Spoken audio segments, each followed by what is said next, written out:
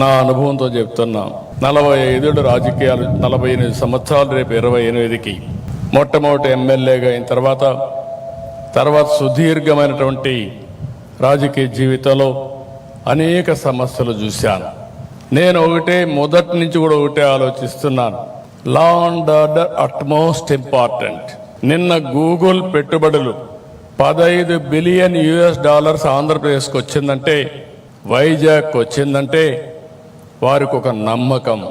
ఈ రాష్ట్రంలో law and order ఉంటుంది, ఈ రాష్ట్రంలో అభివృద్ధి జరుగుతుంది, వారు పెట్టే పెట్టుబడులకు సేఫ్టీ ఉంటుందనే ఉద్దేశంతో అతిపెద్ద పెట్టుబడి ఆర్థిక సంస్కరణలు వచ్చిన తర్వాత మొట్టమొదటిసారిగా $15 billion data centre, artificial intelligence ఖర్చు పెట్టే పరిస్థితికి వస్తున్నారు. ఇది ప్రపంచానికే ఒక హబ్బుగా తయారవుతుంది.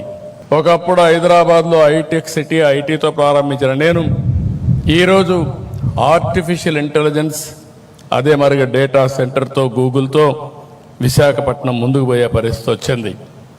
ఇవన్నీ ఒక ఎత్తు అయితే, సమాజంలో అశాంతి సృష్టించడానికి కొన్ని రాజకీయ ముసుగులో కూడా కొత్త నేరాలు చేసే పరిస్థితికి వస్తున్నారు.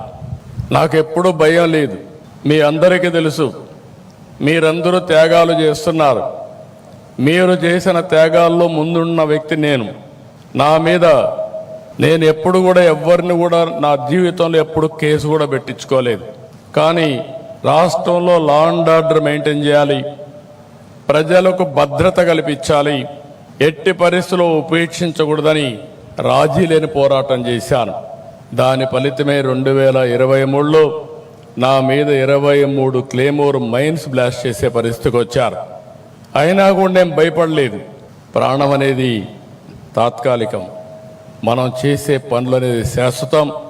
అలాంటి పనులు చేస్తున్న పోలీసు వ్యవస్థని మరొక్కసారి అభినందిస్తున్నా.